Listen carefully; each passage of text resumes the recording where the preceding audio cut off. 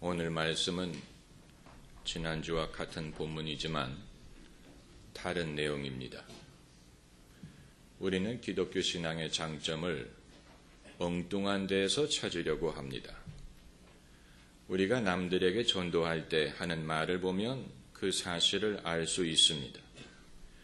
우리는 실존적인 데에서 신앙의 필요성을 찾으려고 합니다. 인생의 고난, 괴로움, 가난, 질병, 고독, 실패 이런 데에서 신앙의 필요성을 찾으려고 합니다. 인기 있는 찬양 가사를 보면 그것을 알 수 있습니다. 기도할 수 있는데 왜 염려하십니까? 나의 등 뒤에서 나를 도우시는 주, 시험, 걱정, 근심, 괴로움 없는 사람 누군가, 피난처 있으니 환난을 당한 자 이리 오라 등등 우리 자신도 실존적인 이유 때문에 예수님을 믿고 이웃에게 전도할 때도 같은 이유를 들어서 믿을 것을 권유하려고 합니다. 사람들에게 당신은 어떤 이유로 교회를 나오게 됐습니까? 물어보면 10중 8구 내가 어려운 일을 당할 때 뭔가 의지할 때가 필요했다라는 식의 대답을 듣습니다. 이것이 잘못됐다는 얘기가 아닙니다. 성경에서도 예수님을 찾아온 사람들을 보면 거의 대부분이 실존적인 문제 때문에 찾아왔습니다. 나병 환자는 자기를 깨끗게 해달라고 찾아왔고, 수르보니게 여인은 자기 딸을 고쳐달라고 찾아왔고, 바디메오는 자기의 눈을 뜨게 해달라고 찾아왔고, 혈루병거렸던 여인은 자기 병을 낫게 해달라고 찾아왔습니다. 예수님은 이들을 거부하지 않고 다 환영하시고 그들의 청을 들어주셨습니다. 그런데 간혹 가다가 예수께서는 이들이 부탁하지 않은 것에 대하여 말씀하실 때가 있었습니다.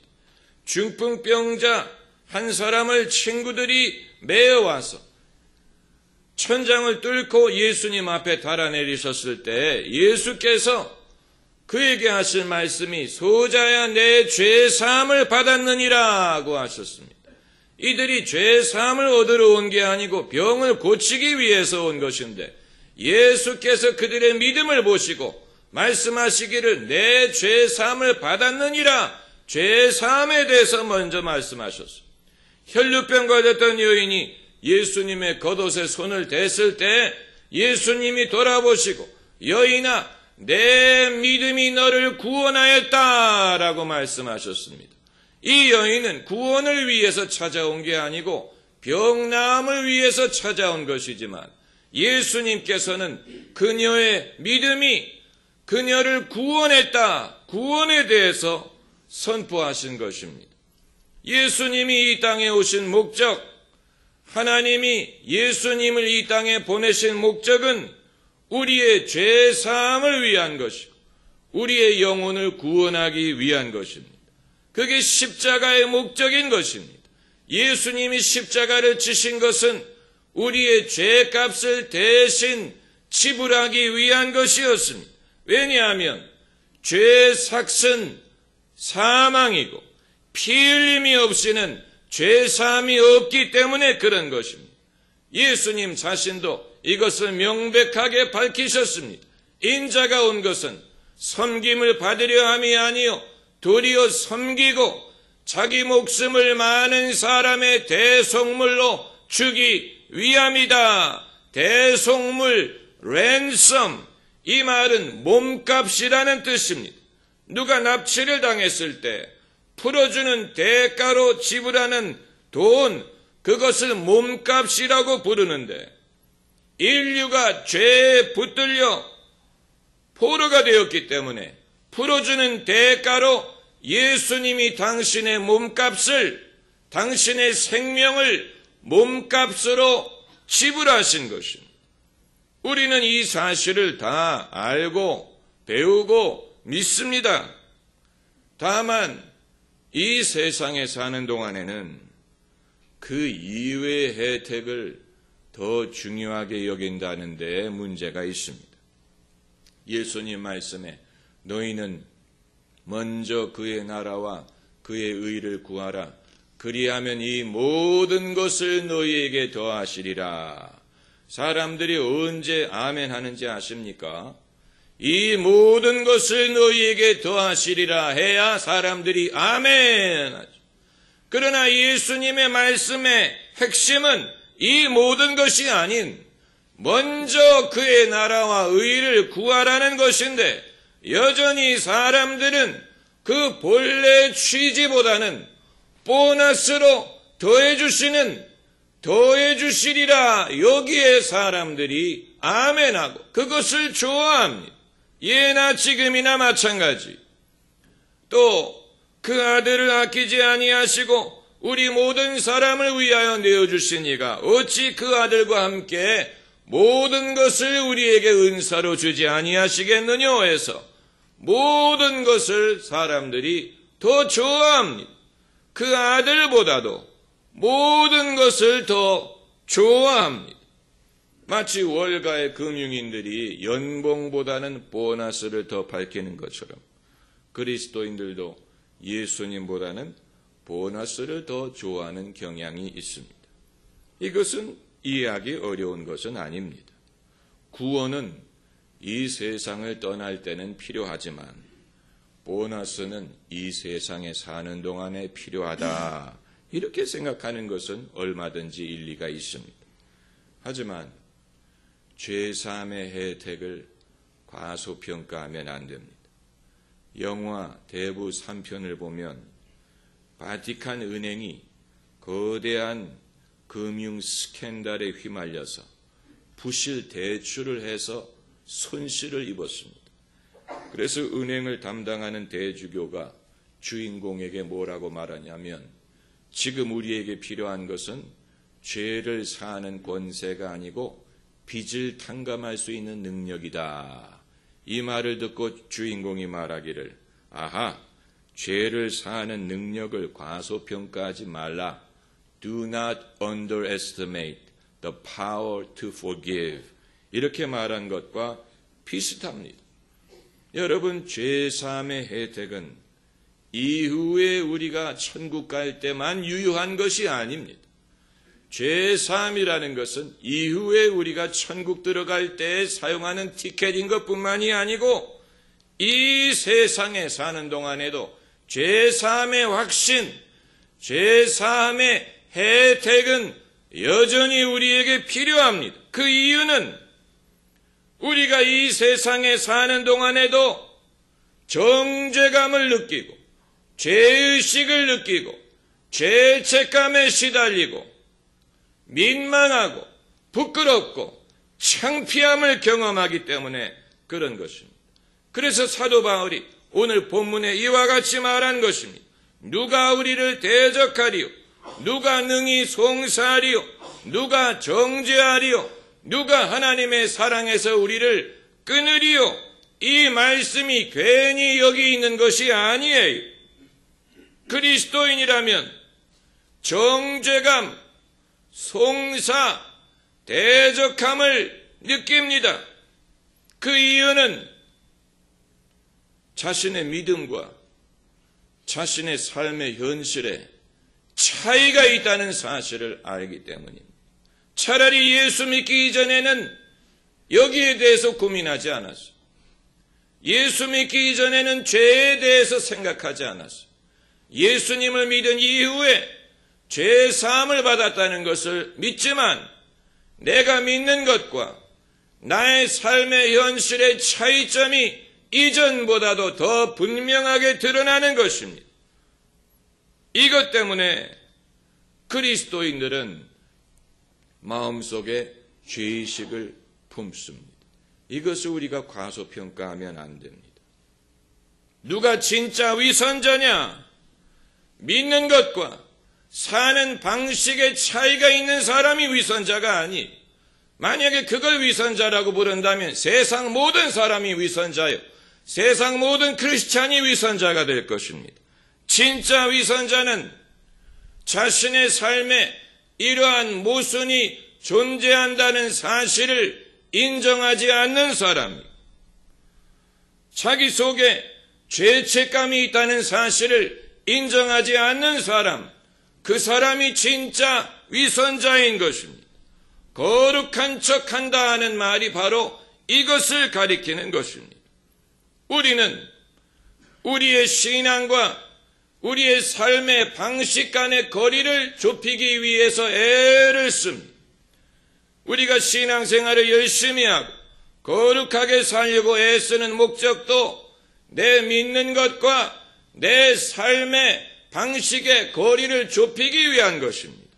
그래서 사람에 따라서 그 거리가 좁은 사람도 있고 먼 사람도 있습니다마는 신앙의 담대함이 여기에서 비롯되는 것은 아닙니다. 거리를 좁혔다고 해서 신앙의 담대함을 갖는다면 그 사람은 하나님의 은혜를 의지하기보다는 자기의 행위와 공로를 의지하는 것입니다. 그 사람은 십자가의 공로를 의지하기보다는 자신의 의로움을 의지하여 담대함을 얻으려고 하는 것입니다. 아주 중요한 포인트입니다. 하나님이 주신 은혜를, 하나님이 은혜로 주시는 의로움을 믿는다는 말은 예수님을 믿기 이전의 죄에만 해당되는 것이 아니고 예수님을 믿은 이후의 죄도 똑같이 해당하는 것입니다. 우리가 예수님 믿기 이전의 죄에 대해서는 하나님의 은혜를 의지했다가 믿은 후의 죄 문제에 대해서는 내 행위를 의지하는 것이 아닙니다. 이제껏 내가 산 것도 주님의 은혜요, 또 나를 장차 본향에 인도해 주시리. 이러한 맥락에서 오늘 본문 말씀을 읽어야 되는 것입니다. 오늘 본문 53절에 누가 능히 하나님의 택하신 자들을 송사하리요라고 했습니다. 여기에 능히라는 말은 수식어가 아닙니다.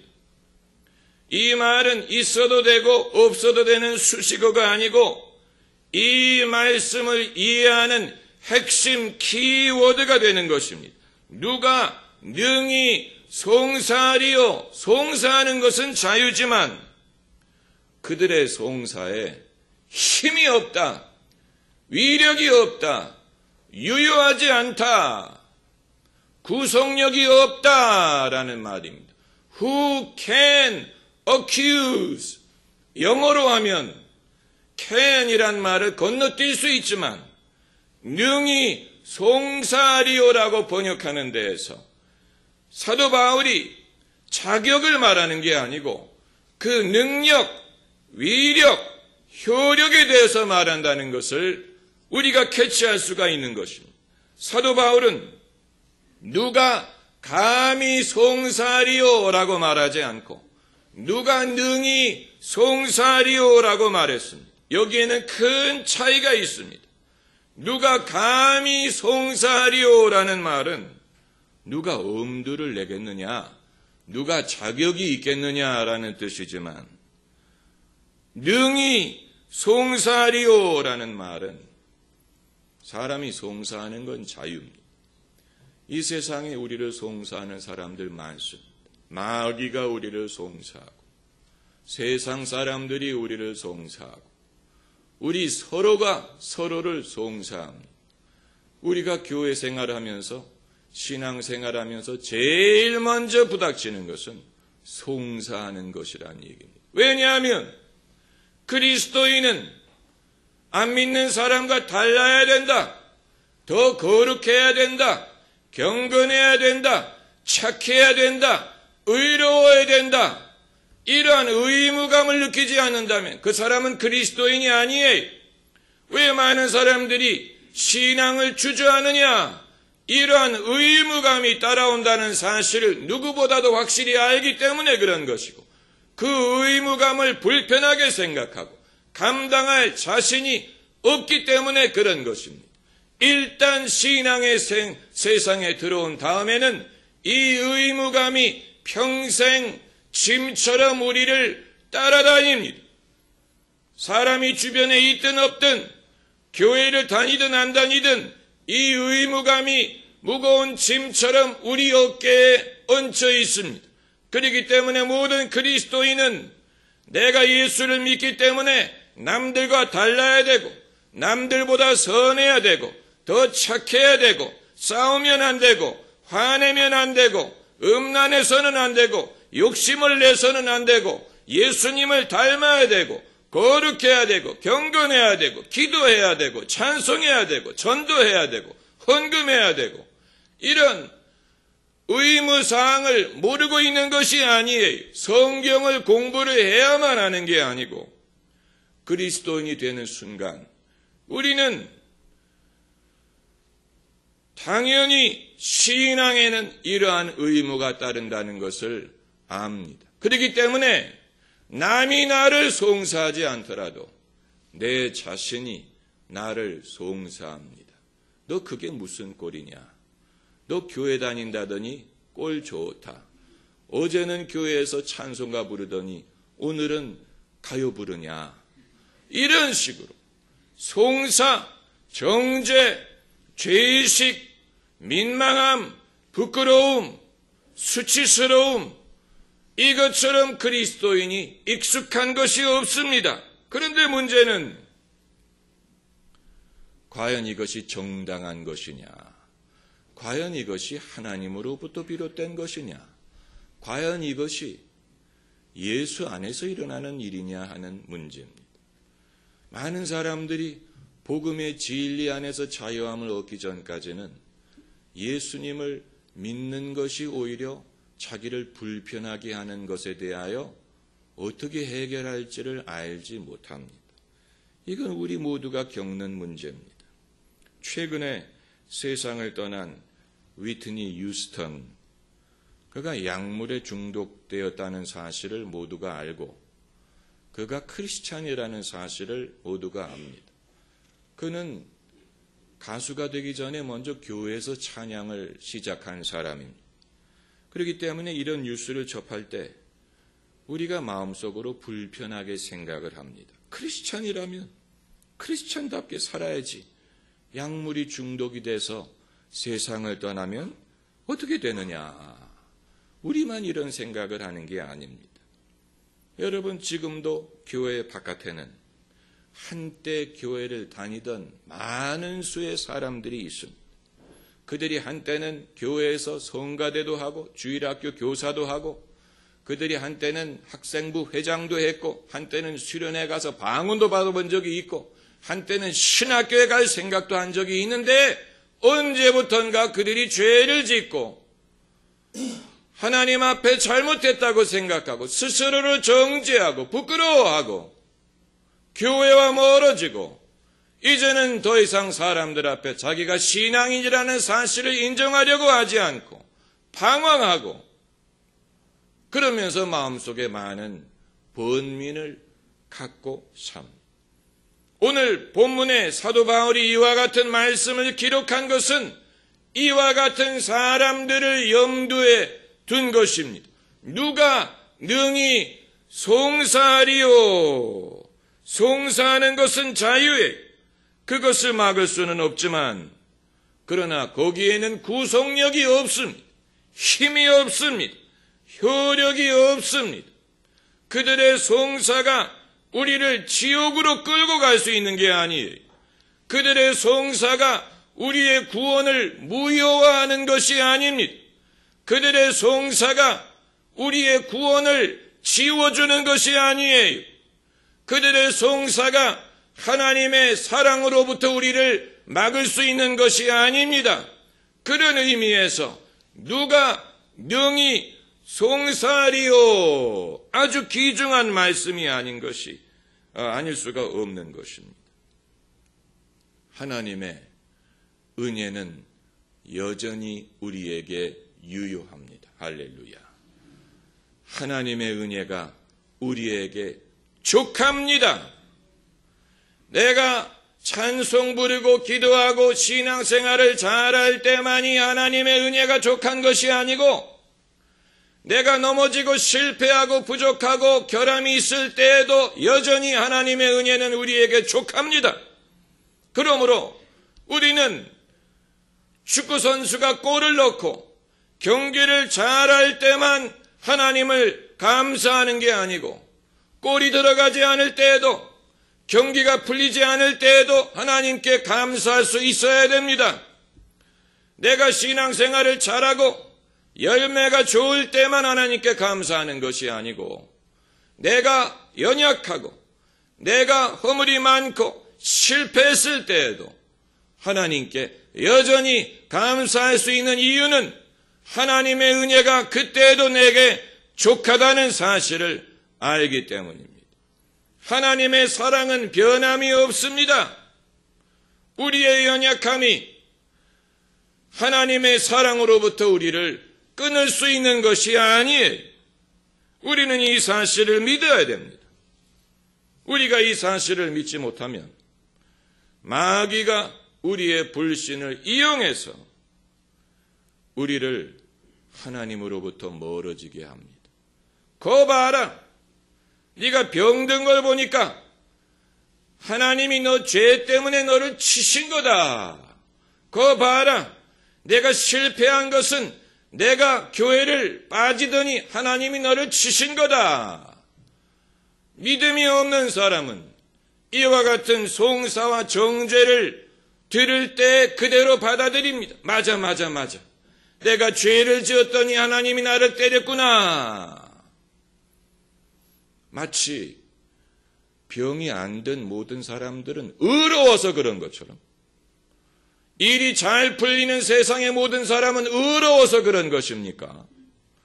그럼 페니실린이 개발되기 이전 사람들은 죄가 많아서 결핵에 걸려서 죽은 것입니까? 그렇지 않지요. 우리는 우리의 섣부른 생각을 가지고 그것을 하나님께 전가해서 하나님이 그럴 것이다 라고 단정을 지으면 안 됩니다. 아마 여러분 중에는 이렇게 가르치다간 그리스도인들 모두 자기 멋대로 살게 되는 것 아닙니까? 아닙니다. 그렇지 않습니다. 오히려 반대입니다. 우리가 진리를 깨달을 때 주님을 멀리하는 게 아니고 오히려 주님을 가까이 합니다. 그 이유는